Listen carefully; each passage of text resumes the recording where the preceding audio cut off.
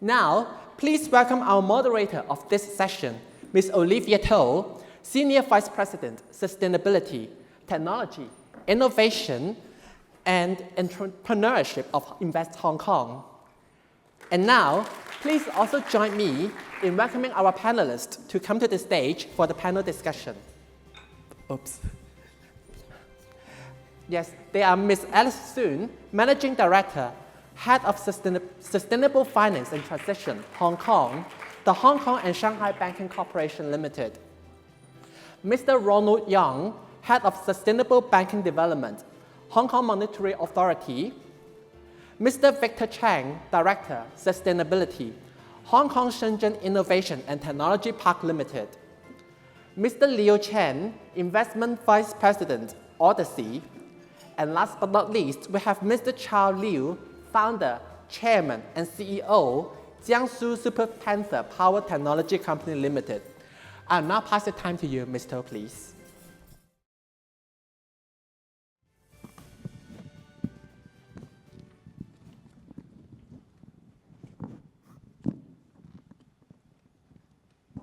Okay, good morning everyone. Today is really a great pleasure that we can spend some time this morning to discuss about capitalizing as well as mobilizing the green capitals for the green technologies, innovations, as well as its ecosystems in Hong Kong. First of all, I really would like to thank Business Environment Councils for having me to host this first panel with our esteemed speakers on the stage to discuss this really important topic. So welcome again, everyone. I think Hong Kong stands uniquely positioned to leverage these momentums.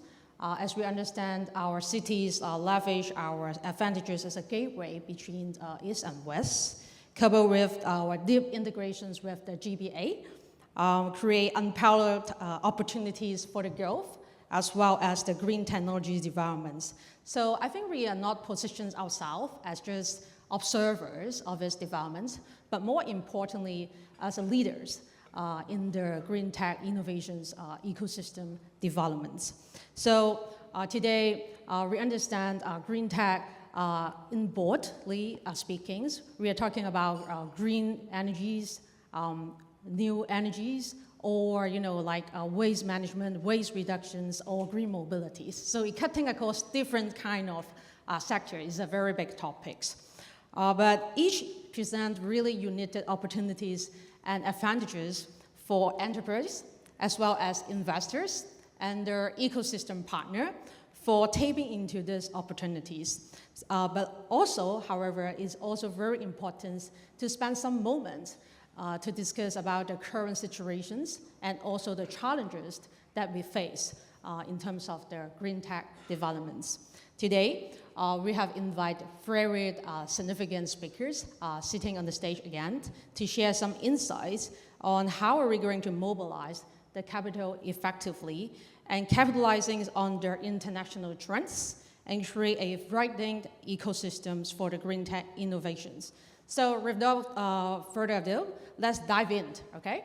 To start with, I just would like to invite each of our speakers to start with a short introductions of yourself and also the road with your companies to let our participants to know you more. Please, maybe Chao first. All right. Thank you, Olivia. It's a great honor for me to be here today. Hi, everyone. My name is Chao. I am the founder and CEO of SuperPanther. So we are one of the, based in mainland China, we are one of the leading tech firms working on the industrial sector of electric heavy-duty trucks. So we have basically founded the company early 2022. We developed the latest generation of electric heavy-duty truck platforms and launched the platform end of last year. It was already commercialized in mainland China. And we are going overseas market. We'll deliver the first truck to Europe this year, but not only as competitors to the big ones like Daimler, also as the enabler to work with the giants to speed up the transformation of green tech in Europe. Hong Kong for us is very important. That's why last year we opened our Hong Kong office, and today is also on the way. We are promoting this office to overseas headquarters, including all the functions like local R&D, trade, and also fundraising. So that's, again, a great pleasure for me to be here today and look forward to the exchanging. Thank you. Thank you. Ronald?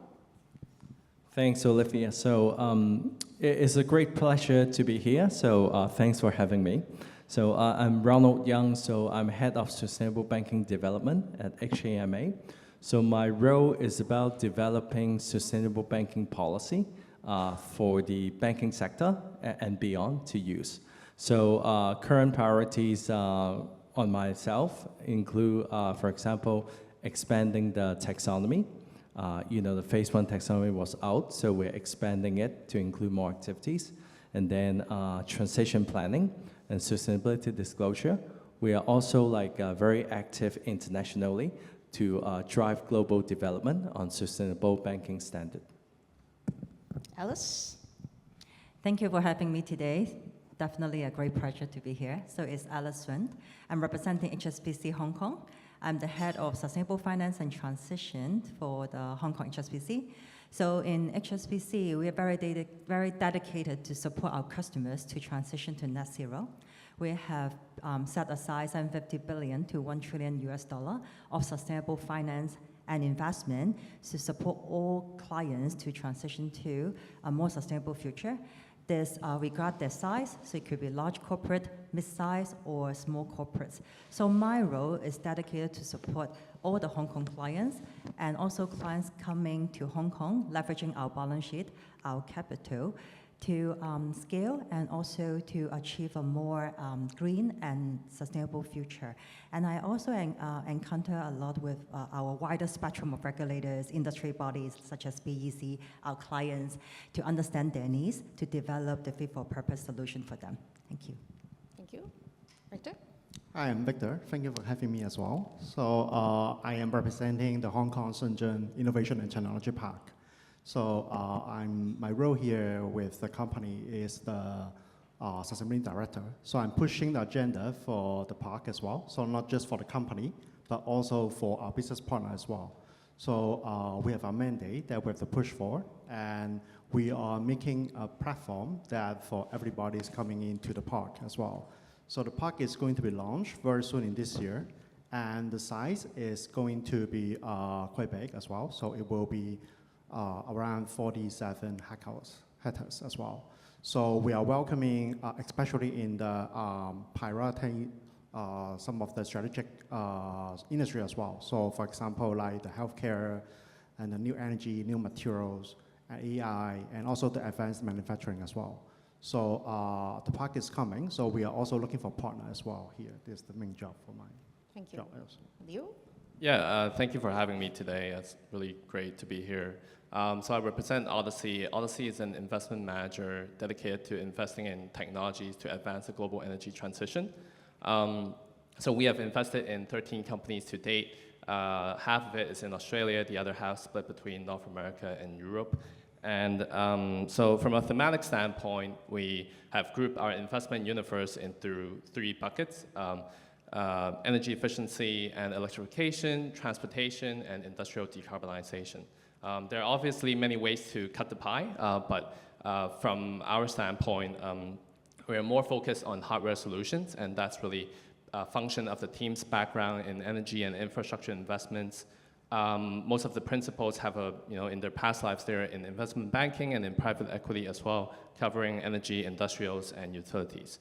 So some of them have also started in oil and gas banking traditionally, and then transitioned into clean energy as the energy transition took place.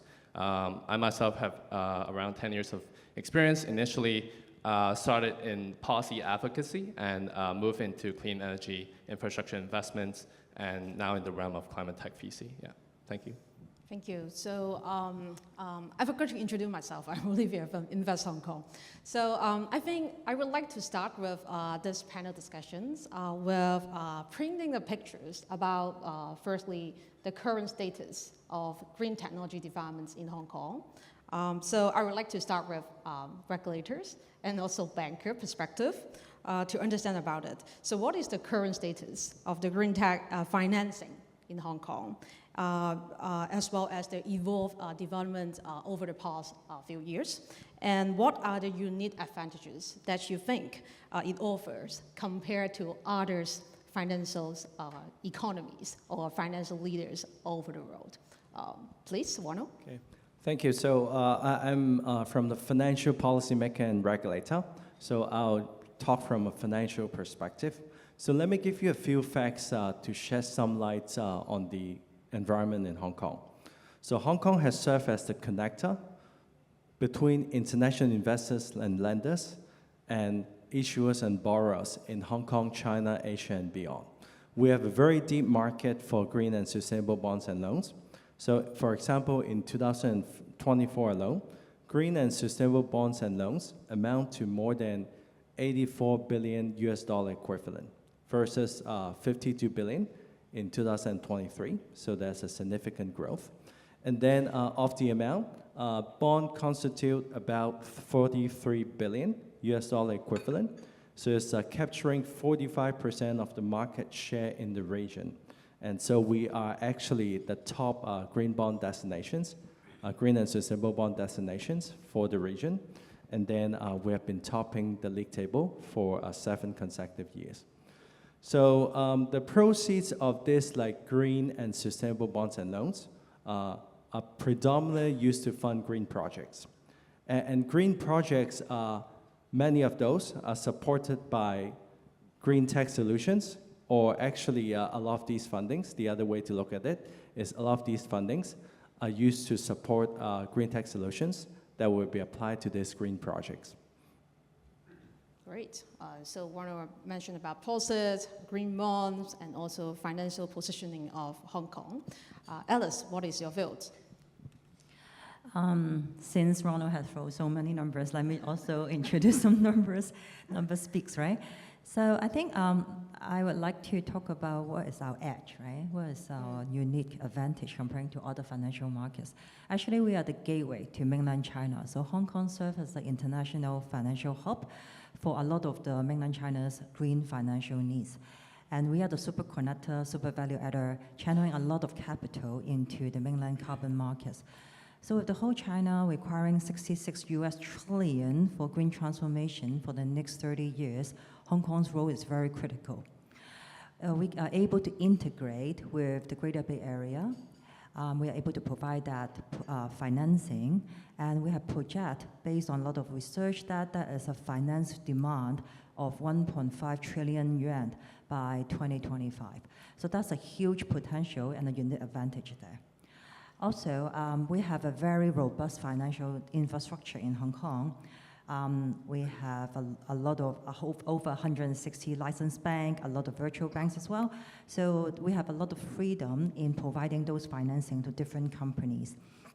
And as Ronald has mentioned, we have the Green Taxonomy launch in May last year, working on the phase 2. So in that perspective, we are also having a lot of advanced first mover advantage comparing to other markets. Great. Since Alice mentioned directly about taxonomy, that a lot of industry leaders have been have keen interest about its current developments, and I really would like to dive a little bit deeper on about the current situations and what Hong Kong would do in the upcoming few years. So maybe, Ronald, can I ask you, what are the key measures that right now and also will be in place to accelerating the green tech financing and innovations? Yeah, sure. So you mentioned the taxonomy. So taxonomy is one of the key levers, we think. So actually, we are working on the phase 2 taxonomy expansion as we speak. So for those who are not familiar what taxonomy does, it is an enabling tool to provide a clear, transparent, and credible definition on what would be called green and sustainable. So the purpose of the tool is to scale up sustainable capital flows, address greenwashing concerns, and incentivize technology innovations for sustainability. So to enable a broader spectrum of the taxonomy, of the economy can use the taxonomy, we are working to expand the number of activities. So we expand the scope to include not only green, but transition elements, and we expand the number of activities. So phase 1 have 4 sectors and 12 activities, but phase 2 will have more sectors and more activities. So with more activities covered under the taxonomy, there will be more, for example, more green technology would be eligible under the taxonomy. So on the other hand, we are also adding another climate objective, which is climate adaptation, and that would help actually define adaptation technical solutions and determine whether those will be eligible or not. So another key item we are working on is transition planning for banks. So guidelines include some expectation on what banks should do to transition their portfolio. So the guidelines is not meant to be prescriptive, but we expect banks to come up with like their own plan, but they have to show like the key components that we would expect them to see from their plan. And then one of the key things that banks would do to transition their portfolio is client engagement. So we expect them to engage with their clients to basically discuss with them how best to support them on their decarbonization journey. So in that sense, they would have the opportunity to understand what are the clients doing to decarbonize, and then understand what are the opportunities for the banks, and help the clients by financing those opportunities or advising them. So in that sense, basically, it will help support green technologies as well, because a lot of times people decarbonize using modern technology solutions for sustainability. And then another item we are working on is sustainability disclosure. So Hong Kong came up with a roadmap end of last year for ISSB sustainability disclosure, and we're responsible for the banking sector implementation. The framework would not only enhance the disclosure of climate risks, which is very important, but it also enhance the disclosure of climate-related opportunities. So by climate-related opportunities, we mean a potential transition type of investment or financing, and that would actually include like green tech solutions type of investments.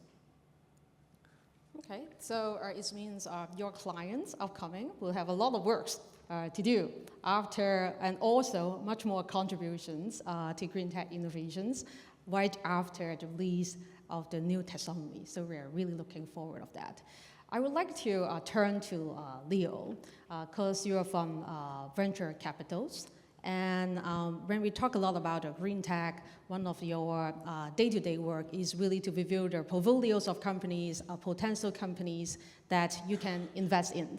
So can you share about, because it seems like it's a really big growth of the green tech developments, but I think you can share with us some of the challenges and also besides of opportunities. I think the participant would also be really interested about the current challenge in attracting the green capital in green technologies in Hong Kong. And from your perspective, how can we address that? Yeah, I think that's a big question, and at some point we'll also like to hear how other panelists think of, what challenges are there that they see. But I think from an investor's standpoint, for Hong Kong, obviously, it goes without saying that Hong Kong has a relatively limited market size, right? And that's not just on the demand side. From what we focus on in terms of in the context of hardware solutions and climate, that process really requires a considerable amount of physical footprint to operate, to do R&D, to do testing, manufacturing, assembly, and you need a steady supply of raw materials, feedstock as well, depending on your process. And cheap electricity would be ideal. So I think it's quite constrained from a demand and supply side. So I guess the question then is how can the companies scale across these constraints? And I think from our experience, what we have observed in the marketplace of more successful startups originated in Hong Kong is that they're all very commercially minded. In the very beginning, they already need to think about, even in the lab scale pilot or have completed a POC, they have to think about how can they commercialize outside of Hong Kong, right? Be that in mainland China or other parts of Asia or even beyond APAC. So on the supply side, are they in a position to leverage resources to tap into China's manufacturing capacity, right? Are there any resources, which I think Victor will have a lot to share about as well, to leverage on broader regional support, collaboration. I think China is great at process engineering today. They're really ahead in many sectors compared to the West, and it's pulling away. Another thing that we have observed from more dynamic markets is that there's a CVC corporate venture investing arms also play a pretty important role. And I think it's pretty encouraging to see that there are more CVCs rolling out their programs in the past couple of years in Hong Kong. So I think the next step is probably to see whether these CVCs can also work with CVCs outside of Hong Kong, right? To collaborate and to bring these technologies to help them to scale. And I guess the last piece is really always on government policy. That's crucial. Do we have the right policy? Is it flexible enough to bring in, unlock participation from private capital, right? That's always the most important question, I think, yeah. Great. So Leo mentioned about the commercializations and scaling difficulties for identifying good companies to invest in. I just would like to have a very quick response. Because Invest Hong Kong last year in December, we launched a report with Deloitte China just to understand about the current ecosystems and the investment trend globally and the positioning of Hong Kong and how can we leverage these opportunities to capture great competence, green tech companies from overseas to Hong Kong. And I have a report on my hand here, so feel free to download it from our website as well. But just talk about their challenges. So I just would like to have a great feedback. Because from the survey, we're also trying to understand from the market expertise, and we find that demand side push is one of the challenges, as you mentioned about the market size as well. Ecosystem gap, about 47% of the respondents they think is also another challenge, and also talent place, another 47%. So I would like to with that to turn the questions to Victor's, because you are from the Hong Kong and also Shenzhen Technology and Innovation Park. So I would like to understand about, from your perspective, how are you going to bridge in the current gap in terms of the commercializations of green tech, as well as supporting their R&D developments in Hong Kong and leveraging our positioning from Hong Kong and also Shenzhen? What is your views? I guess I can speak from a more, because we are part of the ecosystem overall. So we are one of the stakeholders to it as well. Right now, the gap that we identifying is not just like from the researchers to commercialization, because I think the Hong Kong government has been working for a very, very long time how to really to commercialize the research outcomes. So they have several fundings that they have been established for many, many, many years. And the size is also significant as well. We're talking about billions of dollars that try to help the research institute, they set up R&D labs, and then we also have different funding to try to support the university professor or researchers to how to work with bring it to the private sectors as well. The outcome is trending up as well. But right now, we are also seeing it from another direction as well. So not just from the school to the private companies, but also we also have to enhancing the private sector to set up the R&D capability as well. Because right now, how the business always know the market best. It's really hard to ask the research who really try to understand the market need from the very first beginning. They can, some of them can. But also it's also very hard to start the research from a business perspective. So right now, I think the Hong Kong government also put on a lot of different fundings, like the Green Tech Fund, or also the New Industrial Accelerator Fund as well. They try to really to speed up, to ask the company to think about do more research from, how to say, so we can also say is not just from to buy or try to adapt new technology from the market, but also have your own capability as well. So it takes time. So that's why right now we, for some of the business, we are in the catching up stage. And for HSITP, we are also a platform. We try to bring different stakeholders to try to help this business and also encourage them to give them, well, Hong Kong is very expensive in land, so we give them lands, offices. That is one big step for many, many businesses to start off with. Then we have an ecosystem program. If they have a good concept, that we try to bring them to the right funding so that we can really to scale up as well. This is the job for HSITP, but it's not enough. So we need every stakeholders. We need different, like the sustainable funding to really to scale up in a commercial scale. So this is what we are trying to bring up different partners into the platform to help the, whether it is startups or whether it's existing company that they want to have a more R&D capability as well. Thank you, Victor. I think you mentioned a really important points about the upcoming plan of your park, as well as you're attracting them to the park, to riding on the ecosystem that you will be providing for them. So sitting here with us, we have Chao. You just mentioned in your introductions, you just set up a R&D centers in Hong Kong. So I really would like to ask you about your current plan, and also what factors influence your decisions to have that in Hong Kong, and what is your go-to market plan after listening to the banker, the VC, the infrastructure support, as well as a regulator's point of view? Why? Tell us why. All right, thank you.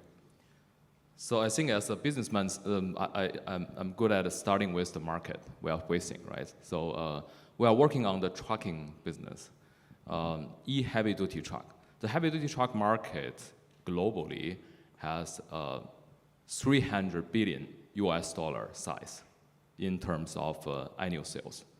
And we are facing a very clear mega trend. In the next 5 years, at least 30% of them will be either electrified or replaced by new energy systems. Therefore, well, if you look at the market concentration in the past, in the area of combustion engine, it was dominated by the global leading giants like Daimler, Scania, Volvo, right? And in the past, the Chinese truck manufacturers didn't have any opportunity to challenge the global footprint. But now, due to a very clear trend of electrification, we saw a historical opportunity. This is not only because of us as a single enterprise, but really about China's dominating competence in this industrial sector. Behind this fact, China has been overshooting Japan as the biggest exporting EV market. It's really about the world-leading R&D efficiency plus the supply chain. This has no doubt. When I talk to the European partners, they all recognize that, right? Therefore, I think as a tech company, which was born in the past 3 years or 5 years in mainland China, we are all facing the biggest challenge. What are the capabilities you need to survive and to make success? So based on my thinking, I think there are two important aspects. The first one is really about capability of technology innovation, which means, well, you need to do something new, right? And this will help you to create a certain barrier, grant you a time window to scale your business, and provide unique value proposition to your customers. And the second opportunity is even more important. Because of the very severe competition in mainland China, the capability to enter overseas market is essential, where you have a bigger opportunity to scale your business, as well as making good money out of it. I think to select Hong Kong has highly relevance to both aspects. So we have, I think, managed to go for the first round of innovation regarding technology in mainland China. We built our strong competence in developing all the key systems in the next generation of platform regarding electrification. This competence is there. But in the second round, which is more important for us, is to go beyond that. It's called intelligence, right? So therefore, we must go to AI, even as a truck manufacturer, AI plus autonomous driving. And we surprisingly found out when I came to Hong Kong, a lot of institutes like PolyU, like other engineering, S3, those engineering institutions, they are eager to cooperate with us to launch the project locally in China, and more, we got very good opportunity to get a lot of nice fundings from Hong Kong government, right?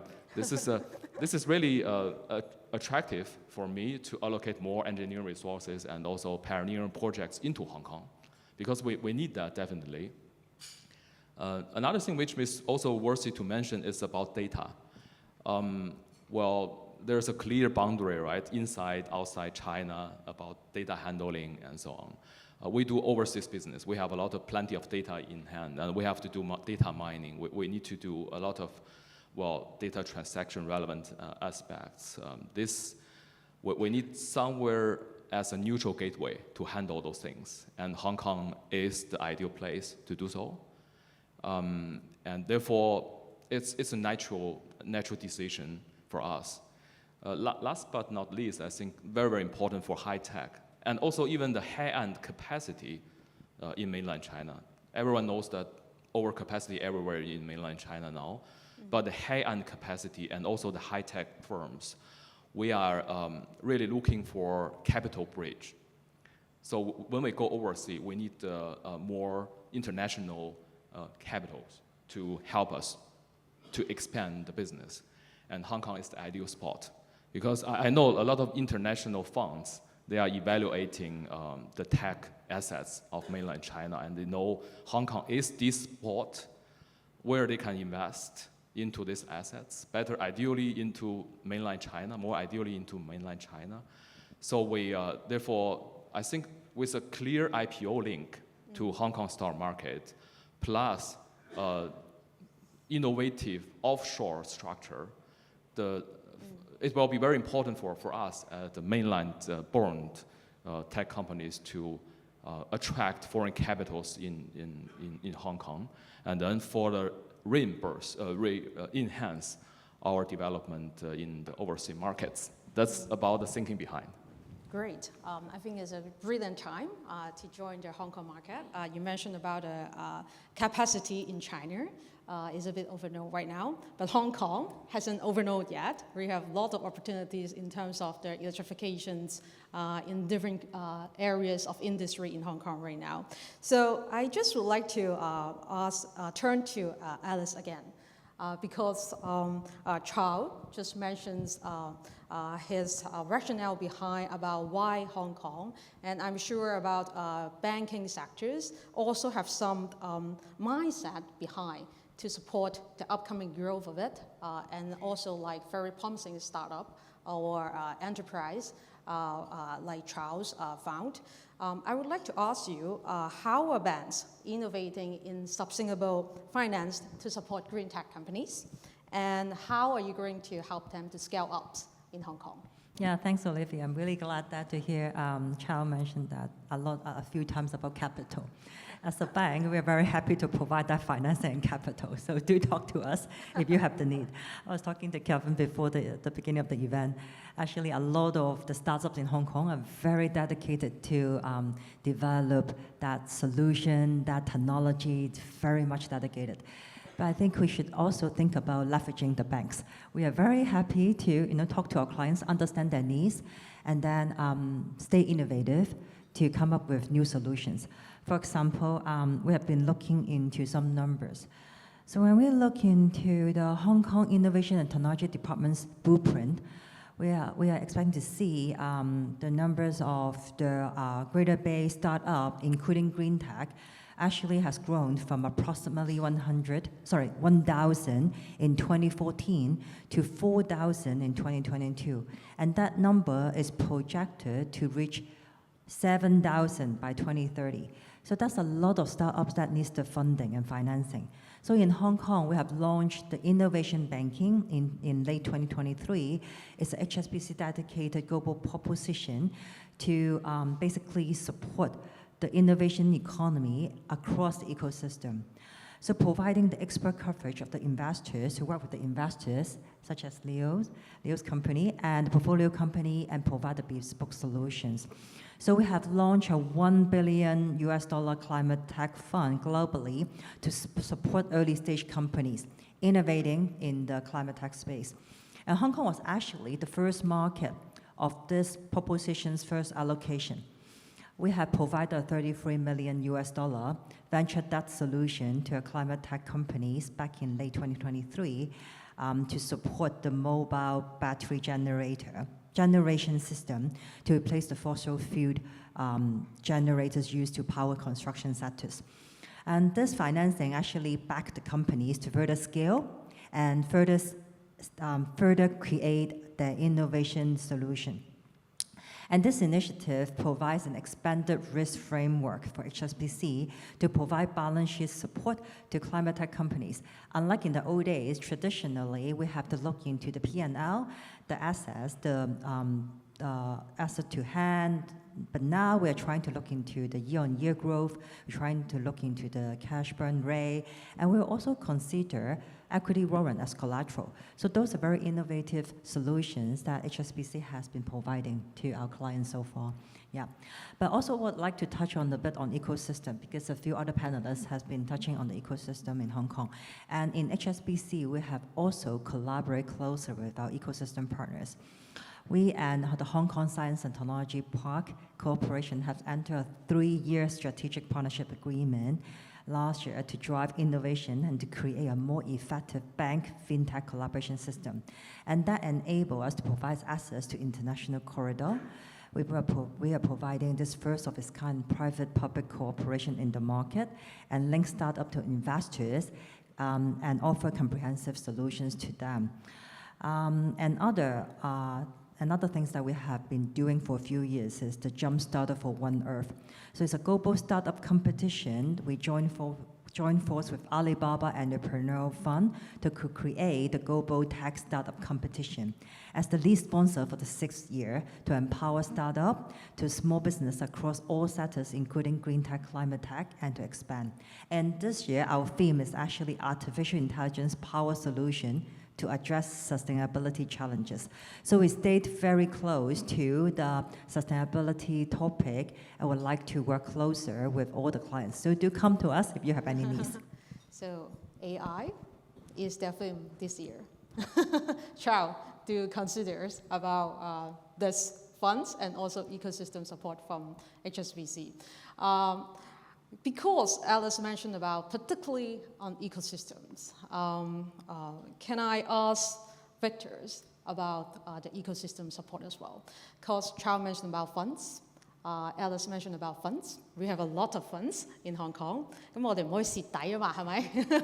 So Victor's, can you let us know what is the existing or upcoming funding mindset or supportive ecosystems in your park you're thinking of?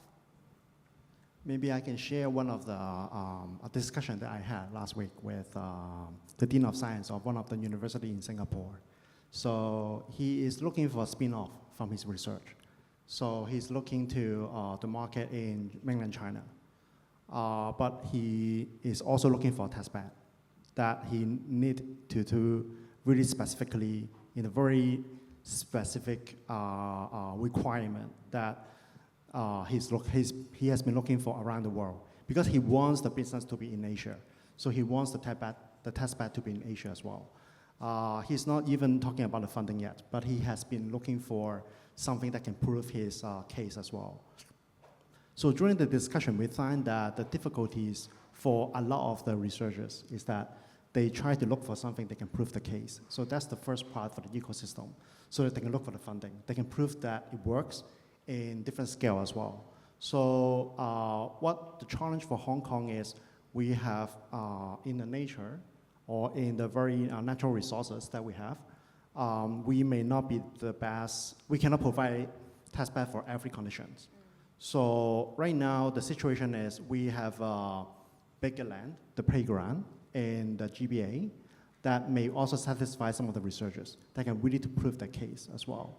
So that's why we are trying to channel those requests and try to find them the right test bed so that they can really to prove the case and find the right funding as well. So this is what part of the ecosystem, the mandate or the objective as well right now. We think that we need to be more flexible on locations, and whether under the legal system, I mean, a lot of the, the project originator or the project developers, they like the people here. We have the talent here. We have 8 really great universities that can provide really enough talent for the green technology development. We have a really solidified legal system that they have to trust in. They can really to trust the IP that they can really to build up here in Hong Kong. But the natural resources that we have in Hong Kong is limited. So that's why we have to explore that we can really to make the best out of the two areas, whether we can make use of the GBA natural resources or really to find them test bed to prove the case. And then we also can also make the best out of the legal system that we can trust as well, so that we can also help them to attract the funding. So I guess this is what the ecosystem will do best for and what we are looking forward as well. I think this is, we see the benefit from different things. We just try to have to integrate it together so that the investor or where the different institutional player, they can see this advantage here in the GBA, and then they can really to have the confidence so that they can be a more risk taker, I would say. Because like a Silicon Valley, you have a lot of risk, calculated risk taker there. Yeah. So that's why the Silicon Valley is so successful. So if we can really nurture the environment in that way, I think it will really help for the green technology as well. Great. We would love to have more risk taker in Hong Kong to help the green tech company to scale in Hong Kong. So I would like to understand about some of the investment strategies and perspective as well. Because Victor mentioned about the launchpad, importance of launchpad, and also how are we going to help these green companies when they land at Hong Kong, how can we going to help them to prove their technologies are viable and also mature to their technologies development over to the market adopter as well. So Leo, you are one of the investors in VC market. Can I understand about your investment strategies right now? And also particularly because you have your time has been spending a lot on reviewing the portfolio. Can you share a little bit of the insights that you see in the current landscape of green tech in Hong Kong? Yeah, yeah, absolutely. So I guess perhaps I can start by saying that ultimately we are a return-oriented investor. So the reason why we're looking in climate and energy in the first place is because we see great, compelling investment opportunities that can generate outsized returns for our investors. You know, so what we're really looking for are solutions that are transforming industries because it's just simply better. It's to Chao's point, right? The capabilities of the technology need to be there. So in most cases, it's more energy efficient and therefore it's cheaper. You know, there is a sustainability imperative, of course, but the reason why it's being adopted and to gain commercial traction is because ultimately it is a better product than what's available in the market today. And with that sort of basis, then what we really focus on fundamentally is the unit economics. We really need to look very closely at whether the company can sustain the economics, because in order from an impact standpoint as well, right? In order for its impact to scale, it needs to reach a good commercial size to do that, right? So so that's from a fundamental level. And then I think in terms of geographies, we invest in companies internationally, but we do look for a nexus to APAC. Asia Pacific accounts for half of the world's population, half of the world's emissions. So I think there are lots of significant opportunities to decarbonize. Of course, that includes in Hong Kong as well. So, for example, we have invested in a company in Spain. The company is converting marine oil sludge into clean recycled fuel, and by doing so, so that's in the maritime space. By doing so, it can reduce the GHG emissions intensity by 85%, and on top of that, and more importantly, it is a drop-in solution, meaning that you don't need additional infrastructure to do that, which in otherwise for hydrogen or hydrogen blended fuels, you need infrastructure, right? And that takes time to build out. So we are, Asia holds a dominant position in shipping, and so we've, for example, we've connected them with a waste collector in Singapore who collects the feedstock. So the feedstock is marine oil sludge, right, which is essentially waste oil generated from the burning of the bunker fuel. So that's, we are exploring conversations, and we are also exploring conversations in Hong Kong, trying to understand the market a bit as well. Who are the waste collectors consolidating these wastes? I mean, if there is an opportunity where they can work together and also to essentially convert the waste oil sludge, which my understanding is that it's currently being incinerated, it's collected and being incinerated, then to convert it into a higher margin product, then there is a business case there. And we also have invested in a company in Singapore called Flowerable Technologies. So they are developing, they have developed world's first modular SAF blending system. So that's being deployed in Australia right now. They're also having conversations, with companies here in Hong Kong, including organizations as well, including Airport Authority and Business Aviation Center. So I think that's quite interesting because Hong Kong, from my recent conversation actually with BEC as well, they, as some of you might know as well, Hong Kong is planning to announce a SAF target within this year, and at the same time, for them to boost their local capabilities, they're also looking into building out local blending capabilities. So that would fit quite well, with the company that we've invested in. And I think the last example that I can think of is a SAF developer and operator based in Australia that we have invested alongside with Airbus and Qantas in 2022. So they're developing a SAF facility domestically. It's going to be it is the most advanced project in Australia right now, and going to be commissioned in 2028. So obviously, with Qantas and Airbus on the cap table, they are interested to procure the fuel. But at the same time, Cathay is already speaking with them as a potential off-taker. So I guess, in summary, I think we are always looking out for opportunities where we can commercialize these technologies here in Asia, including Hong Kong. Quick questions. Do you think yourself or Audacy is also a risk taker? Yeah, I would like to think so. At the end of the day, it's calculated risk, right? So yeah, numbers also matters, yeah. Okay. So investors is really, really important for scaling green tech companies. I would like to turn to Ronald again, because you're looking into a lot of investors or banking institutions as well. So how Hong Kong attract more international investors by aligning the policy sets with the global sustainability standards? Yeah, like I mentioned, basically, I think taxonomy is one tool. So basically, we try to align with a standard that would be recognized by international investors. So if you align with that taxonomy recognized by international investors, then automatically they will gain credibility with the investors. So that's one thing. And I also mentioned ISSB. So, in Hong Kong, we are striving for fully aligning with the ISSB standard. So there will be a disclosure of climate-related opportunities. So these actually would help investors to look at the same baseline in terms of judging opportunities across different sectors and across different regions.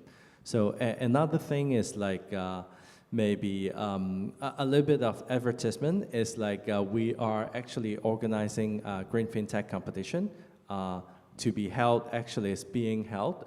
We are actually taking in candidates. So this is actually a platform for international tech investors and tech promoters to get together in terms of promoters participating in the competition and investors being the judges, and investors also like would have opportunities to see the promoters presenting their technology solutions.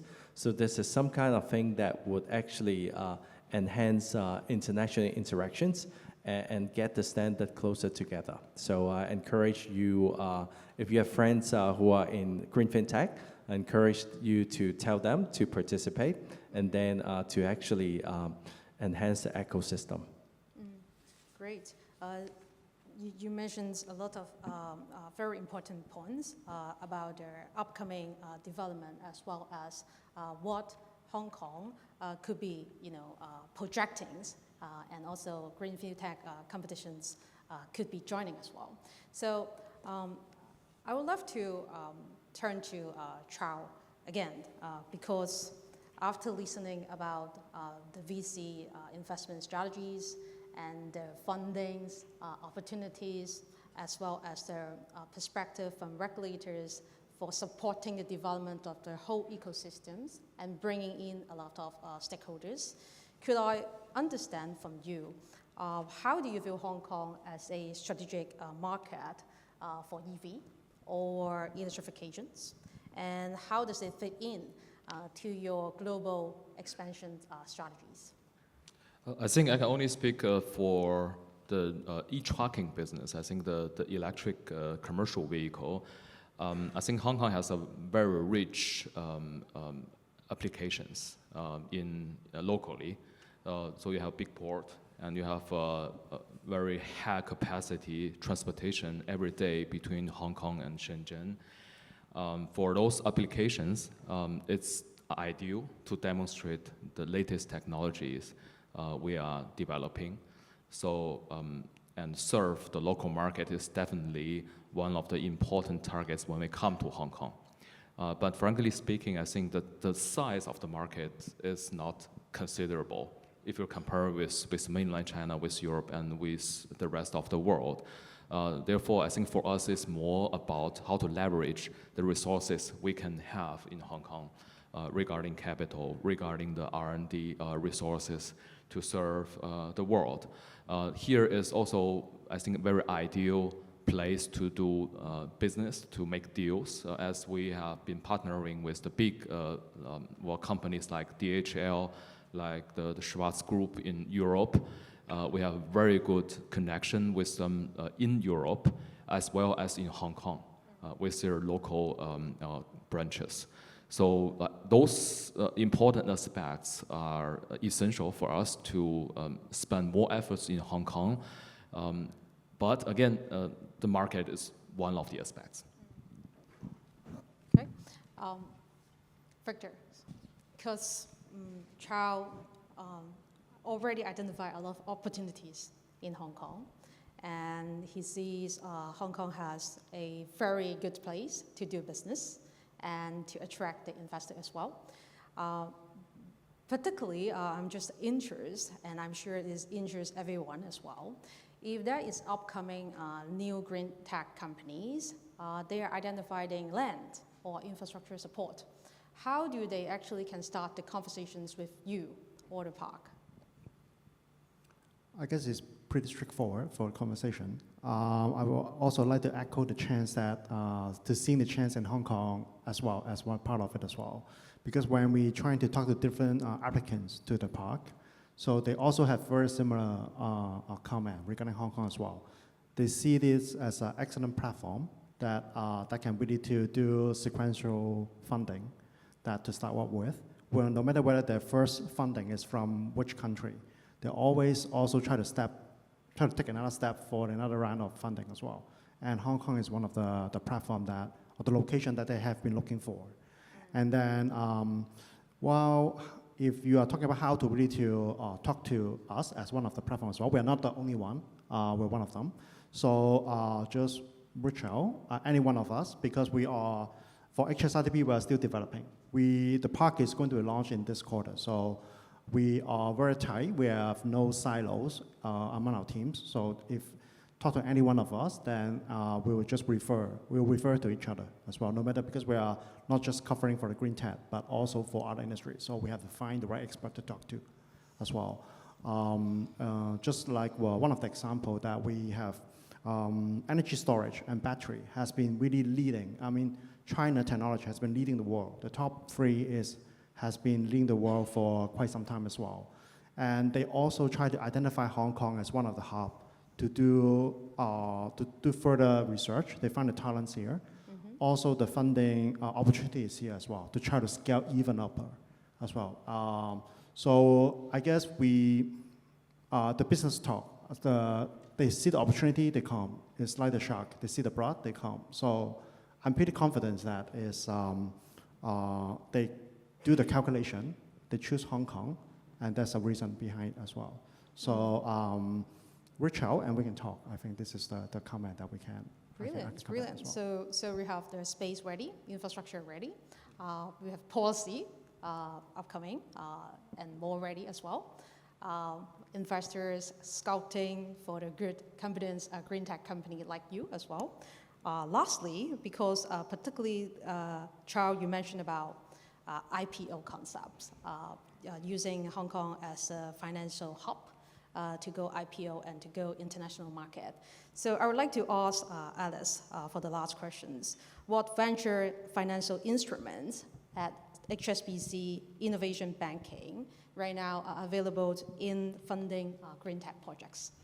Yeah, sure. I know we are quite up to time, so I will just be very brief. So I have already mentioned that we have innovation banking venture debt proposition. So that is a very unique and actually first of its kind proposition in the market, because we do not look into the historical statements, but rather forward-looking. And we have taken a client-centric, solution-based approach, and we have put aside a team of corporate financer. They are called credit solutions team, and they have specific experience in structuring and underwriting early stage companies. So we do not reframe ourselves into the traditional conventional banking products, but we stayed very open-minded and be able to work with the customers based on their needs to come up with new solutions. So venture debt is one. We take equity warrants. We are able to also look into the VCs and work with them on backing some of the very interesting and also future-proof projects. And also we are working within the ecosystem to find off-takers. We have been supporting EcoCyrus on South. We have a partnership with Cathay Pacific. And if we look a bit wider across the Asia Pacific, we also have a debt financing platform. It's basically a partnership between HSBC and Temasek. We call that Panther Green. So it's established, basically headquartered in Singapore, and it's a joint venture. And provide $150 million to support the marginally bankable clean infrastructure projects. So there are different things happening within HSBC. So do come to us and talk. We will be able to find you a solution. Thank you. Great, great. So we have about 1 minute and 30 seconds left. And in our call, we really would like to spend some time to interact with the floor and open up for the questions. Maybe we take 2 questions. We take 2 questions together, and we ask our panelists to respond in one go. Anyone? Mernant? And anyone else? I would just go ahead. Okay. I think we mentioned there are a lot of offerings, and I heard one of the main challenge in Hong Kong is actually physical size, and also if you just see Hong Kong as a market, that's not enough. But we have a lot of good things like Chao mentioned. So my question is more like, what more is needed, like to support you? You mentioned all the good things, right? So what more you see Hong Kong can do better? Maybe that also apply to other panelists. If I can ask a second question, I know maybe I will just leave it for other people. Just would like to ask anyone else for questions. Okay, have a think. If not, maybe we can respond, each of us as well. Chao, you first. Yeah, I think it's too early for me to answer this question because for me it's early stage to come to Hong Kong. Hong Kong is offering a lot. The only thing I can imagine is that how to help the newcomers like us to merge more easily into the new society, to understand what you guys are offering. That would be really helpful. And I think Invest Hong Kong is doing a lot, but we are expecting really to merge into the community as soon as possible. Yeah, thank you. Yeah, so I think you mentioned like there's like Hong Kong is a small market, but then like there's lots of solutions and demand and supply. Yeah, so I think from my perspective, from a financing perspective, let's look at Hong Kong not as a domestic market. So we are international financial center based in Asia. So like basically a lot of like Asian or Greater China companies, they raise capital through Hong Kong. And then there are a lot of international investors and banks in Hong Kong as well. So and I'm sure Alice can tell you like a lot of the green projects they're supporting, they're not located in Hong Kong, but they actually work with HSBC in Hong Kong. Yeah. Thank you, Ronald. I will save the time not to do advertisement, but would like to say thank you because I think it's BEC, it's Invest Hong Kong that gave us these opportunities to be able to share our insight and be able to promote Hong Kong to more startups, to more green tech and climate tech so that they know about what Hong Kong can support them. I think it's very important to have that storytelling ability because sometimes we have done a lot of good stuff. The regulators, Ronald, you're two models. There are a lot of good things the government has been doing. So we need to promote that more to a lot of companies around, not just in Hong Kong, but around the Greater Bay Area, around the Greater China area, so that we can attract the investors, not only from mainland, but also from European markets, from UK, to come to Hong Kong, and we work together as an ecosystem to support this climate tech, green tech to prosper and scale. Sure. So I guess we talk a lot of good things. I think the question is about what's the challenges as well. So how to really help to close the gap. So one of the discussion that I had with you earlier is the regulation can help. If the regulation really requires set up a certain bar to some sustainability requirement, that will really drive the demand. So I guess we will also help the market to grow a little bit bigger, and I think that will help for Hong Kong market. I can probably think of two things. The first is talent, just how to nurture and also attract better talents. And another thing is I think more banks doing what the HSBC is doing on innovation banking. I think offering other more innovative solutions, that's always welcome. Yeah. Merlin, are you satisfied with the panelist's answer? I'm asking because I need this to do policy recommendation to the government. Oh, so. Okay. Yeah. This is excellent. Everything you said would be putting into the policy recommendations is really important. So I think to end, we agree that building on these strong foundations of Hong Kong offers, and particularly for our positions accelerating the green tech innovations development in Hong Kong and positioning as a global green tech hub, combined with the enhanced R&D's development in Hong Kong and their financing funding mechanisms, it would be definitely help Hong Kong to take off and to be positioned as a leading has leading positions globally to go forward. So with that, I just would like to invite your hands to thank our panelists for their excellent sharing and also spending this morning with us. Thank you.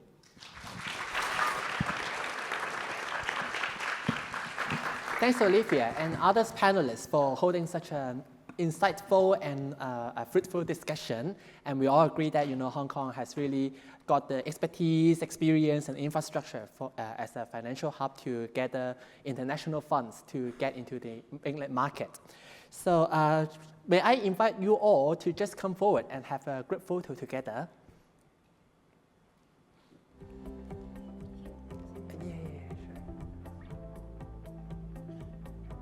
Yeah, just come forward. Yeah.